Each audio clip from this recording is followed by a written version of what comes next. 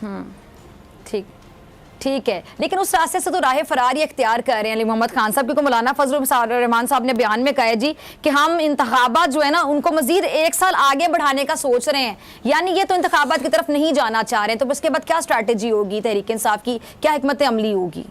کیونکہ 2 صوبائی اسمبلیاں تو تحلیل کرنے کا اعلان کر دیا گیا، ان قریب ہو بھی جائیں گی۔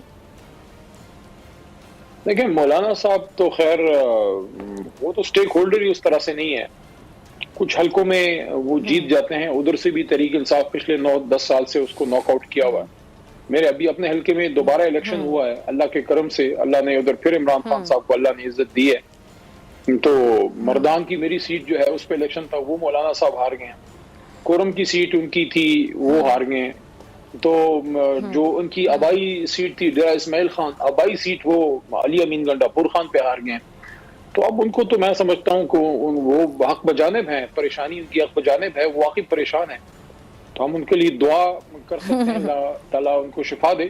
باقی جہاں تک اس بات کا تعلق ہے کہ 1 سال کی توسیع، تو وہ تو چاہتے ہیں کہ اگلے 30-35 سال تک توسیع دیں اور مجھے امیر المومنین بنائیں بلا شرکت غیرے، اور میرے بعد میرے برخوردار کو آپ جو ہے ایک اور ان کو بھی بنائیں، ایک خلیفہ بنائیں پاکستان کا، اور سارے ان کی خدمت میں لگیں۔ لیکن پرابلم یہ ہے کہ عوام ان کا آرگومنٹ بائی نہیں کرتی۔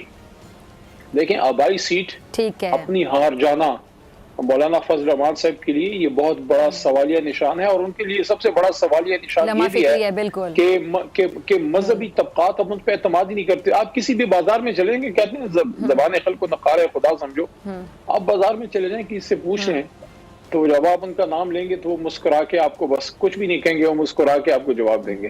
تو that is the answer. People of Pakistan don't trust فضل الرحمان صاحب۔ باقی 1 سال کی توسیع تو پاسبل ہی نہیں ہے۔ جی پاسبل ہی نہیں آپ کہہ رہے ہیں، ٹھیک ہے۔ اچھا علی محمد خان صاحب، یہ جو موجودہ حکومت ہے اس کی نظر پاکستان اور عوام کی مشکلات پر تو ہے ہی نہیں، اب ملک میں جو معیشت کی صورتحال ہے آپ کے سامنے